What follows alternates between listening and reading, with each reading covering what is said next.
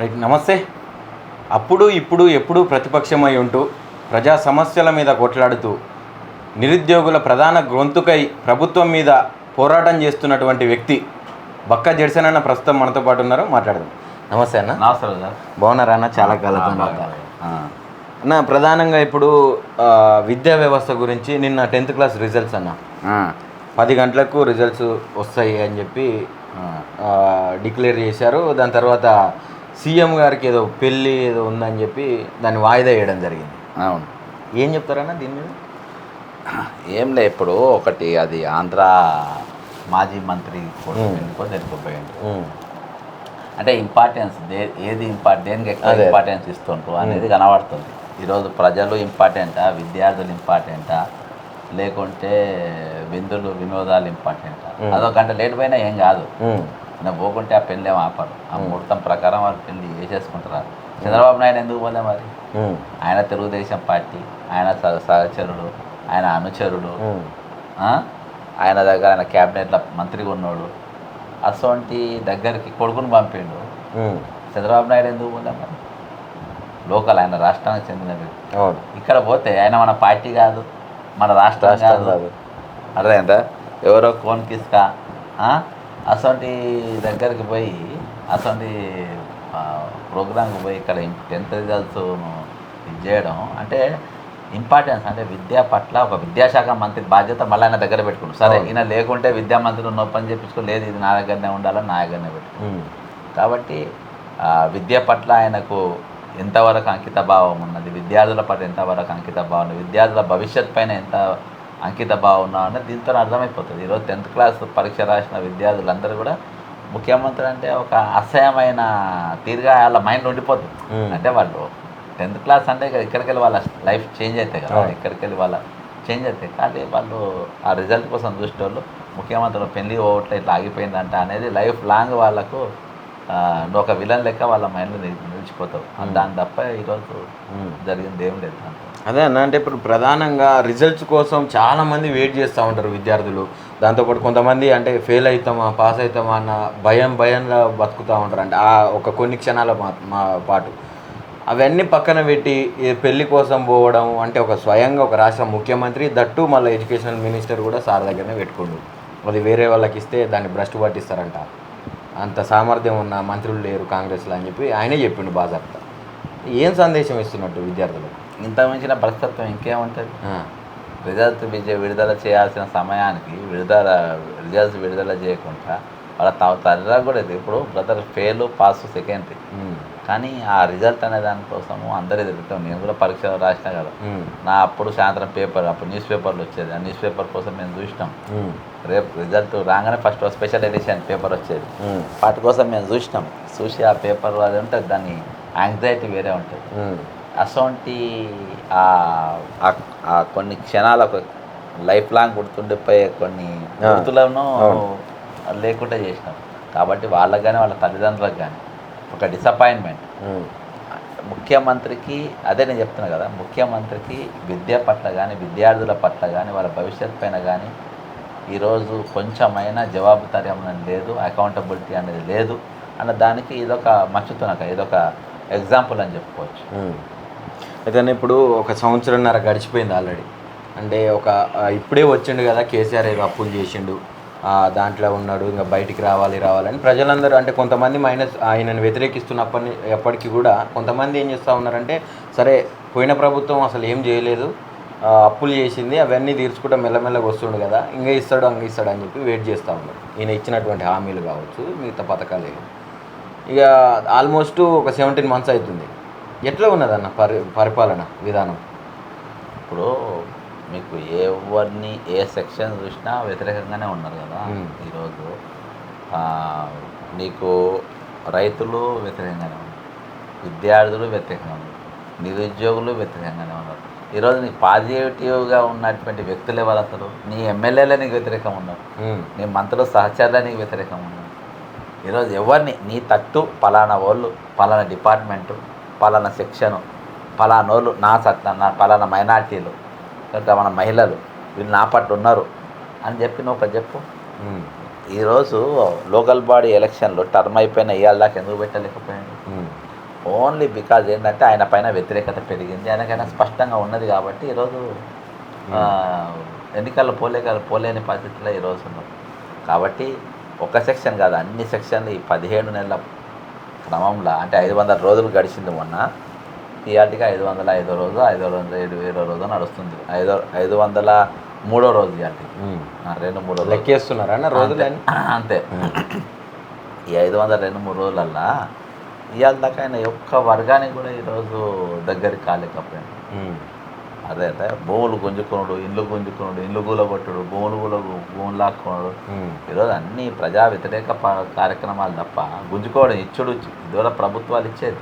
ఇప్పుడు గుంజుకునే దుకాణం మొదలైంది, కూలగొట్టే దుకాణం మొదలైంది, కాలబెట్టే దుకాణం అయితే ఈరోజు ఇవన్నీ చూస్తుంటే అదే ఇటువంటి దీనికోసం మనం తెలంగాణ తెచ్చుకున్నాం, ఈ పాలన కోసం అది తెచ్చుకునేది అనేది ఒకటి.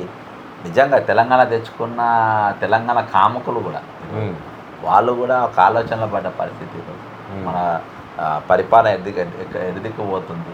ఈరోజు మీరు చీఫ్ సెక్రటరీ చూడండి, చీఫ్ సెక్రటరీ అపాయింట్మెంటు రామకృష్ణరావు అనేటోడు ఆయన 6 సంవత్సరాలు సర్వీస్లో లేనటువంటి వ్యక్తి. ఆయన పైన నేను కేసు పెట్టిన, కంప్లైంట్ పెట్టిన, అసొంటోని తీసుకొచ్చి ఈరోజు నువ్వు సీట్లో కూర్చోబెట్టు అంటే నువ్వు ఏమని మెసేజ్ ఇస్తున్నావు. కాబట్టి ఇవన్నీ కూడా కౌంట్ అవుతాయి. అయితే ఇప్పుడు ఈ లోకల్ బాడీ ఎలక్షన్స్కి సంబంధించి నిన్న మొన్నటి దాకా ఈ కులగణనకు సంబంధించి ఉన్నది, బీసీ కులగణన జనగణన చేయాలి, దాని తర్వాత ఇప్పుడు కేంద్రం దృష్టిలో ఉన్నది, దగ్గర ఉన్నది అని చెప్పి ఆపిండన్న. అంటే చాలా సందర్భాలలో చెప్పిండు రేవంత్ రెడ్డి స్వయంగా. ఇప్పుడు ప్రజెంట్ ఈరోజు అది ఒక ప్రెస్ మీట్ పెట్టి లేదు అసలు నేను ఎలక్షన్లకు దీనికి ఎలాంటి సంబంధం లేదని చెప్పి చెప్తుంది ఒక రిపోర్టర్ అడిగిన ప్రశ్నకు. మరి ఇప్పుడు ఇది అయిపోయింది కదా, ఎలక్షన్స్కు ముందరకు వస్తుందా ప్రభుత్వం పెట్టే ఆలోచన ఉన్నదంటే అసలు దీనికి సంబంధం లేదు ఎలక్షన్కి కులగణనకి అని చెప్పి మాట్లాడుతూ ఉంటాడు. అంటే ఎలక్షన్లు ఎందుకు ఆపినట్టాను? ఆయన ఎలక్షన్ భయపడుతున్నాయి, ఆయన ఎలక్షన్లో గెలిచే పరిస్థితులు లేదు, వ్యతిరేకత. ఇంకోటి గుర్తుపెట్టుకో బ్రదర్, ఇక్కడ కీ రోల్ ప్లే చేసేది ఎవరంటే కాంగ్రెస్ కార్యకర్తలు ప్లే చేస్తారు. నీకు కాంగ్రెస్ పార్టీ పైన కానీ ముఖ్యమంత్రి మీద కానీ షార్ట్ పీరియడ్లో 6 నెలల్లోపు, ఇప్పుడు కదా 6 నెలల్లోపు వ్యతిరేకత రానికి ప్రధానమైన కారణం ఎవరంటే కాంగ్రెస్ పార్టీ వాళ్ళు, కాంగ్రెస్ వాళ్ళు అంతే, కాంగ్రెస్ కార్యకర్తలు. ఈ నెగిటివ్ ప్రచారం తీసుకుపోయింది ఎవరు ఊర్లల్లో? For example BRS social media ఒక 100 మందికి 100 కంటెంట్లో డిలీట్ చేస్తుంది. దాదాపు కొన్ని లక్షల మంది 50-60 లక్షల మంది ఉన్న కార్యకర్తలు దాన్ని లైక్ డిస్లైక్ అయితే అది ఎగిరైపోతుంది. మరి ఎవరైనా సపోర్ట్ చేస్తాడు? ఒక్కడన్నా ఖండిస్తాడా? ఒక్కడన్నా మాట్లాడుతుందా? అక్కడ ఎమ్మెల్యేలు దేకరు, ఇక్కడ వీళ్ళ దగ్గర ఎమ్మెల్యేలు పెద్ద పిట్టేస్తారు, గ్రామ శాఖ అధ్యక్షుని, గ్రామ కమిటీ. కాంగ్రెస్ పార్టీలో ఈగలను చూసినట్టు చూస్తారు. ఈరోజు ఈ వ్యతిరేకత మొత్తం తీసుకుపోతుంది. ముఖ్యమంత్రి అంటే వేస్ట్ అనే ప్రచారం చేస్తుంది, ముఖ్యమంత్రి పనికిరాడని చెప్తుంది. ఏ పథకం ఇప్పుడు గ్రామంలో ఫ్రీ బస్ ఇచ్చారు, ఫ్రీ బస్తో ఇంత మహిళలు మేము బయటికి పోయినామని చెప్పేసి వాళ్ళతో వీడియో చేసేవాడు ఒక గ్రామ కార్యకర్త పెట్టిందా? ఎందుకు పెడతలేడు? మీ అమ్మాయిడు ఎవడో బతికొచ్చినోడు మమ్మల్ని దొంగలను చూసినట్టు చూస్తున్నారు. సీతాదయాకరణ పట్టుకొచ్చింది, మొన్న చైర్మన్ చేసి. ఈమె ఎవరు? కార్యకర్త చూడాలా? జితేందర్ రెడ్డి అంటాడు ఏమన్నా తీసుకొచ్చి ఆడ పెట్టిండు ఢిల్లీలో. ఈడేవాడు మొన్నదాకా బీజేపీలో బీఆర్ఎస్ తిరిగినవాడు, వీడేవాడు ఇక్కడ కేశవరావు అనేటువంటి చూసింది. ఈయనవాడు కాంగ్రెస్ పార్టీ, ఈయన మనకు సలహాలు ఇచ్చాడు పీకుడు గాడు. అట్లా ముఖ్యమంత్రి మంది పార్టీ, వీళ్ళు మంది పార్టీ. నిన్న కమిషన్లు వేసిండ్రు, ఎవరెవరో తెలియదు, ఆ పేర్లు ఎక్కడో తెలియదు. వీళ్ళందరినీ ఎక్కడెక్కడికిలో ఏ పార్టీకి వచ్చినా అసలు మా సంగతి ఏందనేది కూర్చొని ఈరోజు కాంగ్రెస్ కార్యకర్తలు కడుపు మంట మీద ఉన్నాడు. నువ్వు ఇప్పుడు లోకల్ బాడీ ఎలక్షన్స్ కోసం చూసేది బీఆర్ఎస్ బీజేపీ కాదు, కాంగ్రెస్ వాడే నీ ఎలక్షన్ పెట్టుకోడు నీ సంగతి చెప్తామని నేను చెప్తున్నా కదా. నాకు టచ్లో ఉన్న వాళ్ళ సంగతి చెప్తున్నా ఊళ్ళో. నేను ర్యాండమ్గా వాళ్ళని వీళ్ళు లోకల్ బాడీ ఎలక్షన్ రాని నీ ఎవడు ఎడ్డెడ్లా గెలుస్తాడు నేను కూడా చూస్తాను బిడ్డ అని చెప్పి కూర్చున్నారు. ఇక్కడ కాదు, ఇంక్లూడింగ్ కొడంగల్ నియోజకవర్గం ఉన్న కాంగ్రెస్ కార్యకర్తలు కూడా అదే పరిస్థితి. కొడంగల్ ఈయన మండలానికి సంబంధించి కూడా కొంతమంది కాదు పెద్ద ఎత్తున మొన్న ఇప్పుడు కేసీఆర్ సభకు కూడా తరలి వచ్చారు. ఒక 100 ఆటోలు కట్టుకొని కావచ్చు, కార్లు అవి ఇవి కట్టుకొని. ఎందుకన్నా సొంత నియోజకవర్గం, సొంత మండలం. నేను దాదాపు ఒక 5-6 నెలల కింద నీకు ఇంటర్వ్యూలు ఇచ్చినో లేదో, రేవంత్ రెడ్డిని కోడంగల్లో నువ్వు రిజైన్ చేయి మన ఇద్దరం పోటీ చేద్దామని చెప్పినా లేదా? చాలా ఎందుకు చెప్పినా? ఇప్పుడు కాదు 6 నెలల్లో 100 రోజుల లోపే బొంద పెట్టుకుంటాడా. లగిచర్ల భూములు గెలుక్కొని మళ్ళీ ఇంకా కొన్ని భూములు మొత్తం గుంజుకుంటారు. రేపు అక్కడ డిపాజిట్ వచ్చే ఓడికిన 10 నేను 1,00,000 కోట్లు సంపాదించిన ఓటుకు ₹1,00,000 ఇచ్చైనా ఓటు వేసుకుంటా అని నేను అనుకుంటుండొచ్చు. 1,00,000 కాదు 10 లక్షలు ఇచ్చిందో ఓటు రాసుకోను. కోడంగల్లా 1,00,000 కాదు. అక్కడ కాంగ్రెస్ ఒరిజినల్గా ఏంటంటే బీఆర్ఎస్ క్యాండిడేట్ బరాబర్ లేడు అక్కడ. పట్నం నరేందర్ రెడ్డి ఎవరో ఉన్నారు, బరాబర్ క్యాండిడేట్ కాదు. లాస్ట్ టైం కూడా ఆయన బరాబర్ చేయలేదు. గట్టిగా ఉంటే మొన్ననే ఖతం అయిపో బిస్కెట్ అయిపో వాళ్ళు కాంప్రమైజ్ అయిపోయిన వాళ్ళన్న కాంగ్రెస్కు వాళ్ళ వదిలే చుట్ల ఇదైంది. కానీ సూటబుల్ క్యాండిడేట్ లేడు అక్కడ. కరెక్ట్ క్యాండిడేట్ ఉంటేనా అసలు డిపాజిట్ కూడా అది క్యాండిడేట్ డిపాజిట్ అయితేనే. ఇంకోటి ఇప్పుడు ప్రధానంగా మాట్లాడుకోవాల్సిన విషయం ఇది. ఇప్పుడు రాహుల్ గాంధీ అంటే రాహుల్ గాంధీ, సోనియా గాంధీ పేర్లు నేషనల్ హెరాల్డ్ కేసులో ఛార్జ్షీట్లో ఫైల్ అయిందని చెప్పి దానికి పెద్ద ఎత్తున కాంగ్రెస్ కార్యకర్తల కాంచి మొదలు పెడితే నాయకుల దాకా మొత్తం అన్నీ ఎక్కడికక్కడ నిరసనలు తెలుపుతారు. ఈవెన్ ఈడీ ఆఫీస్ ముందు కూడా టెంట్ వేసి నటరాజన్ గారు కూడా అందులో పాల్గొనడం జరిగింది.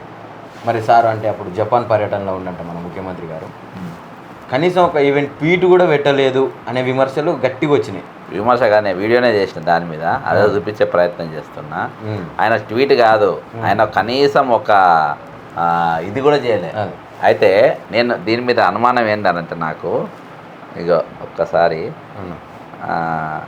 ఎవరితో పోయింది తెలుసా, తమిళనాడు ఎంపీ తెలంగాణకు తమిళనాడు ఎంపీని తీసుకొని పోయాడు కనుమోలిని. కనుమోలి ఎంబడి ఇక్కడ ఉండదు కనుమోలి, తమిళనాడు ఎంపీ. జపాన్ ఫోటో ఇది, జపాన్లో అక్కడ తీసుకుపోయినారు. నేను ఆమెను ఎందుకు తీసుకుపోయారు, అక్కడ ఆమెకేం పని అని చెప్పి ఒకటి అడిగిన. ఇంకోటి కొన్ని హిందీలో చేసిన, ఏమని చేసిన అంటే రాహుల్ సోనియా గాంధీలపై ఈడీకి పెట్టిన ఛార్జ్షీట్ వెనుక రేవంత్ రెడ్డి హస్తం. అమ్మా పెద్ద స్టేట్మెంట్ ఇది. హిందీలో ఇంగ్లీష్లో చేసిన వీడియో ఇది, తెలుగు వీడియో కాదు ఇది, ఇంగ్లీష్లో చేసిన వీడియో. ఇక ఎందుకో చెప్తాను. పొంగులేటి ఇంటి మీద ఈడీ ఛార్జ్ అయిందా, ఈడీ దాడి అయిందా, ఆయన మీద ఇప్పటిదాకా ఛార్జ్షీట్ ఎందుకు ఫైల్ చేయలే కాలేదు. నంబర్ 1. రెండవది, మీకు ఈయన పదవి గంట ముందు ఈయన పోయేటట్టుకు ఉంది, ఇన్ఛార్జ్ వచ్చిన పరిస్థితి ఎట్లా ఉన్నది, ఈయన మీద ఫోకస్ మారాలని చెప్పేసి వీళ్ళని బిజీ పెట్టాలనే ఉద్దేశంతో మంత్రి పదవి ఇస్తారని ఆగింది కదా, ఇదేదో నా కొంపకు వస్తుందా ఉద్దేశంతో పెట్టారు. జపాన్ వాళ్ళు ఏమన్నా ట్వీట్కు పెట్టద్దని ఏమన్నా ఉందా, ట్వీట్ పెట్టద్దు, ఈయన పెట్టుకునిగా ట్వీట్ అక్కడికి. మరి సోనియా గాంధీ రాహుల్ గాంధీ అసలు ప్రోగ్రామ్ క్యాన్సిల్ చేసుకుంటే ఈరోజు మన హిమాచల్ ప్రదేశ్ ముఖ్యమంత్రి ట్వీట్ పెట్టి నిరసన కార్యక్రమం పాల్గొన్నారు, సిద్ధరామయ్య నిరసన కార్యక్రమం. అసలు నువ్వు జపాన్ పర్యటన రద్దు చేసుకుంటేమో అదే నీకు ఇవాళ ప్రపంచంలో ఉన్నటువంటి ఆర్థిక వ్యవస్థను బట్టి భారతదేశంలో ఒక రాష్ట్రానికి నువ్వు ప్రధానమంత్రి కాదు కదా, జపాన్ పోగానే జపాన్ ప్రధానమంత్రి రిసీవ్ చేసుకోనికి నీకేం సమస్య, నువ్వు కౌన్సిలర్ లెక్క అక్కడ వాళ్లకు.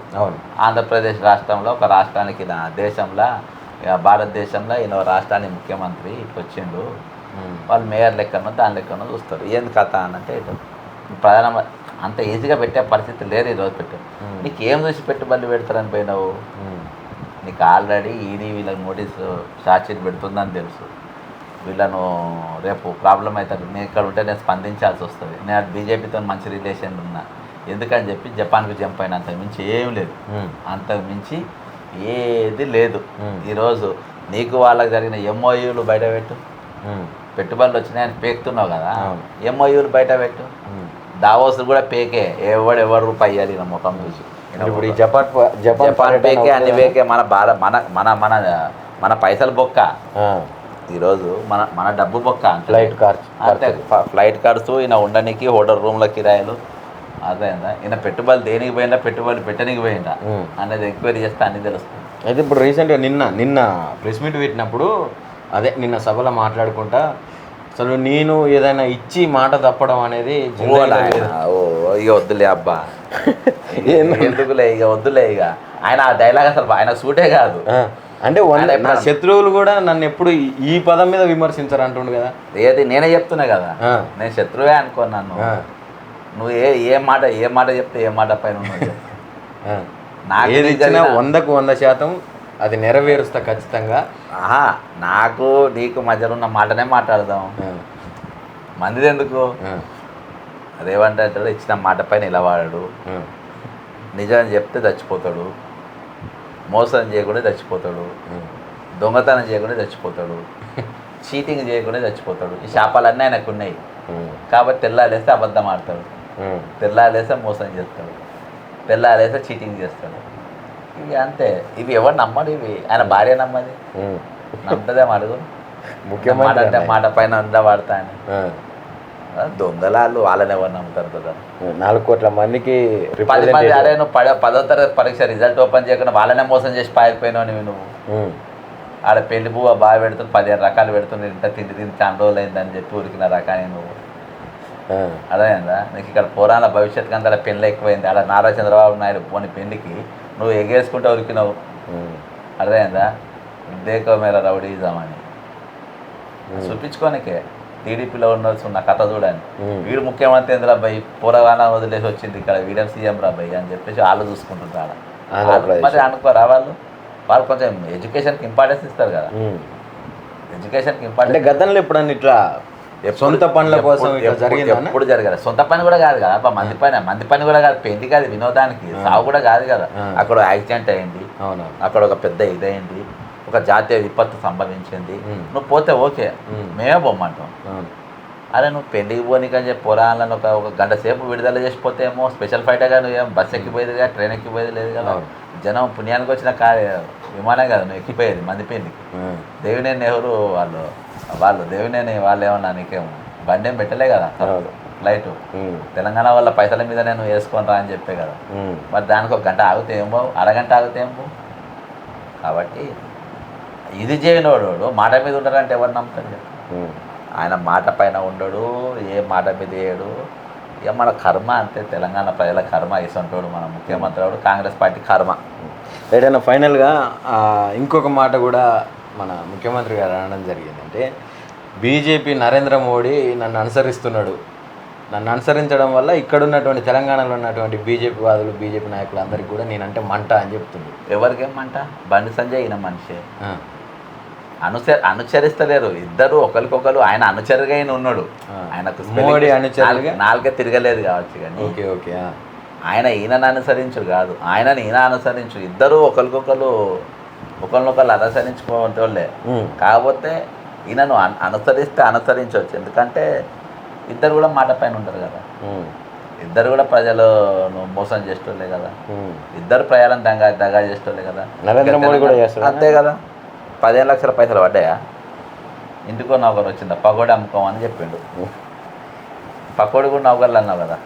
మునుపటి లెక్క బిఎస్ఆర్బి ఆర్ఆర్బి ఎస్ఎస్సి పరీక్షలు పడతానే ఇప్పుడు. ఈరోజు మిలిటరీ రిక్రూట్మెంట్ లేక మిలిటరీ బరాబర్ లేక పెహల్గా లక్ష, అది దారుణం అన్న. 180,000 మంది రిక్రూట్మెంట్ ఆపింది. అర్థమైందా? ఆపింది. అవన్నీ ఎవరు బాధ్యత అవన్నీ. కాబట్టి ఈరోజు మనకు ఒకటే స్లోగన్, జై శ్రీరామ్.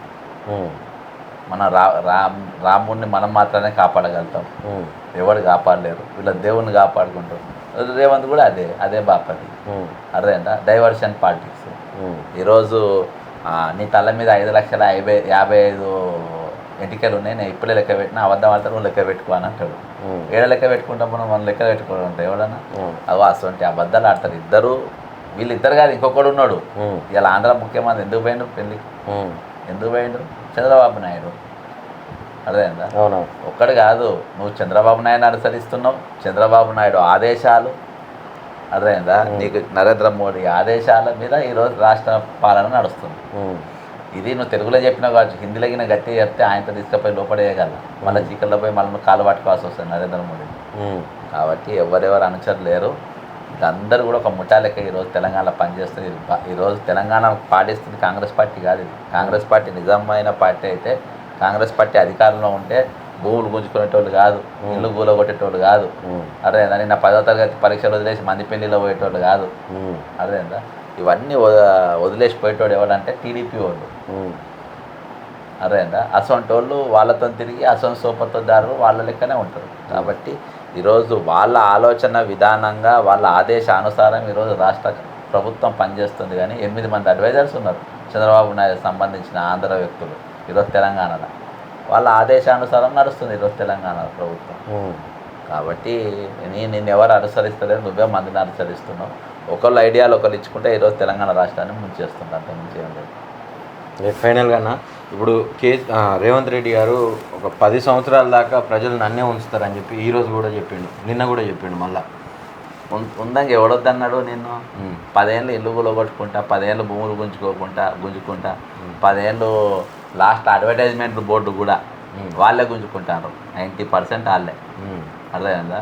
వేరే కంపెనీలను తీసుకొని వచ్చి 500 మంది బతికేది ఒక 500 మంది ఇంటూ ఇంకా కొన్ని వందల మంది బతికేటోళ్ళు వాళ్ళ పని. ఈరోజు 4-5 కంపెనీలకే మీరే ఇచ్చుకుంటారు. ఈరోజు ఏది చదువుతుండ్రు మీరు? కాబట్టి 10 సంవత్సరాలు కాదు, నువ్వు ప్రజలకు మంచి చేసి ప్రజల మెప్పు పొందిన నాయకుడు అని చెప్పి నువ్వు పేరు చేసి 10 ఏళ్ళు ఉండదు, 20 ఏళ్ళు ఉండదు. 10 ఏళ్ళు ఎందుకు అంటున్నావు నువ్వు? నీ చంద్రబాబు నాయుడు ఇప్పుడు 20 సంవత్సరాలు కదా, నువ్వు 20 ఏళ్ళ లెక్క ఉండాలి. నువ్వు 10 ఏళ్ళు ఎందుకు? నువ్వు మంచి చేసి ఈరోజు నువ్వు దొంగతనాలు చేస్తా, నీ ఇల్లు కూడా కొడతా, నీ జాగా గుంజుకుంటా, నీ ఇంట్లో సొమ్మంతా గుంజుకుంటా అని చెప్పి బ్లాక్మెయిల్ చేసుకుంటా పరిపాలన చేస్తే ఎవడు ఊరుకుంటాడు? ఇవాళ నేను లెక్క పెడుతున్నట్టు 500 రోజులు ఎప్పుడు పోతారా అని చెప్పి రాష్ట్రం అంతా చూస్తుంది ఈరోజు. అర్థమైందా? అంటే మీరు రోజులతో సహా లెక్క పెట్టుకోవడానికి గల కారణాలు ఏంటన్నా? నేనని కాదు, తెలంగాణ ప్రజలు లెక్క పెడుతున్నాను. అర్థమైందా? ఈయన దిగిపోవాలని దిగుతాడా, ఎప్పుడు దిగుతాడా, ఎప్పుడు చేతులు కడుక్కుందామా అన్నట్టు చూస్తుండ్రు. అర్థమైందా? ఎప్పుడు పోతే ఈ దరిద్రం ఎప్పుడు పోతాయి అని చెప్పి అంటే దరిద్రంగా ఈరోజు రాష్ట్రం తయారైపోయింది. ఇదివరకు మంత్రులకైనా ముఖ్యమంత్రులకైనా వాళ్ళు ఏమైనా పనిచేస్తే కమిషన్లు ఆటంకంగా వచ్చేది, కమిషన్లు వచ్చేది తీసుకునేది. ఈరోజు అట్లా కాదు, ఒక ఉద్యమంగా చేపట్టింది ఈరోజు. కమిషన్లు తీసుకోవడం ఒక ఉద్యమంగా, ఇది చేయాల్సిందే, ఈ దోపిడీ చేయాల్సిందే. రామకృష్ణారావు అంటే చీఫ్ సెక్రటరీ అదేగా దుకాణం 12% 15% అని.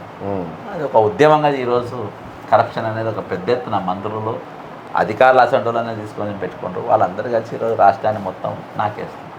కాబట్టి 10 ఏళ్ళు కాదు, ఈరోజు ఎప్పుడు పోతారా అని చెప్పి తెలంగాణ ప్రభుత్వం చూస్తుంటారు. ఎప్పుడు దిగిపోవాలి అని ప్రజలు చూస్తున్న సంగతి నీకు కూడా తెలుసు. రేవంత్ రెడ్డి ఇక ఇన్ని రోజులు ఎమ్మెల్యేలు ఇప్పుడు సిఎల్పి మీటింగ్ పెడితే 5 కూడా ఓటేయాలి. ఆయనకు ఎవడెవడు ఓటేస్తారంటే సీతక్క కూడా వేస్తుందో ఏదో నాకు డౌటే.